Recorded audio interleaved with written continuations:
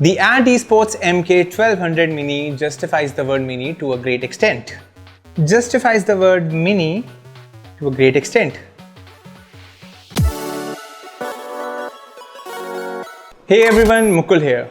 So thanks to Ant Esports for sending me the first ever 60% keyboard that I witnessed in my life. But boy, without even opening the box, I could feel how compact a 60% keyboard can be.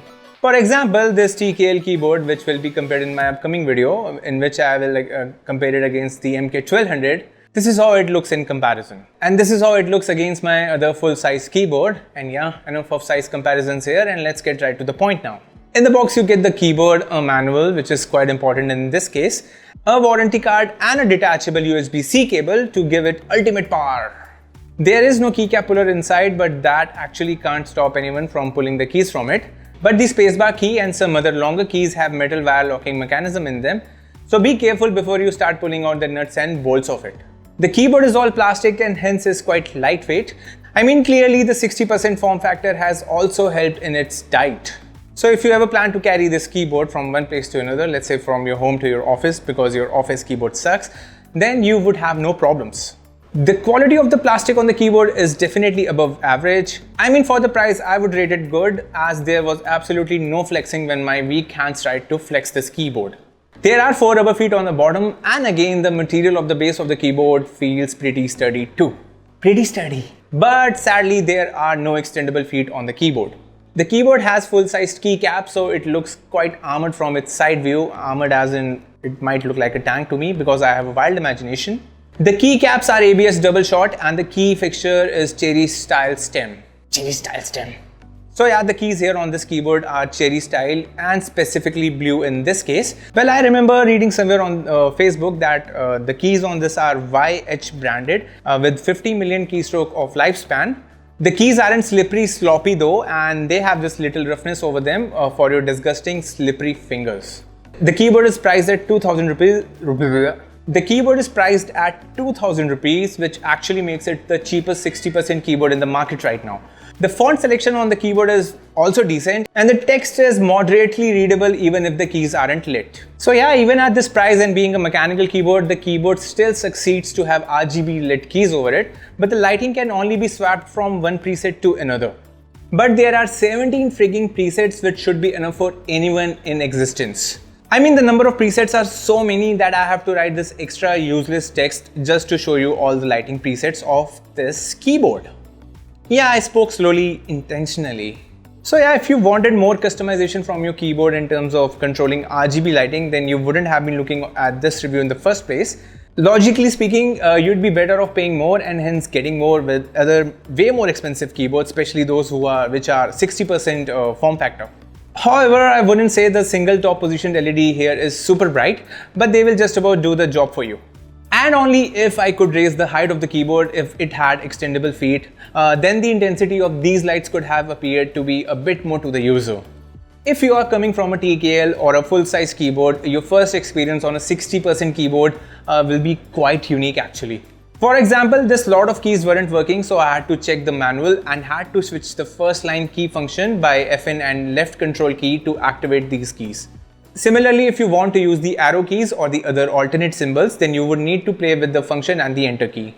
And this is where I should definitely tell you, or rather I should show you, the many shortcuts you might need to remember for this keyboard and its full accessibility. This is just one of those traits of 60% keyboards. So if you prefer small size peripherals around your system or would like to carry a small keyboard to places, then you'd have to do that sacrifice. And why wouldn't you be a little sacrificial for this tiny, beautiful, cute looking keyboard or the other 60% keyboards? Generally, typing on these felt great, but when it comes to comfort, I really do miss the absence of extendable feet on them. I've always used them in every single keyboard so far, so the lack of them was surely noticeable in my case.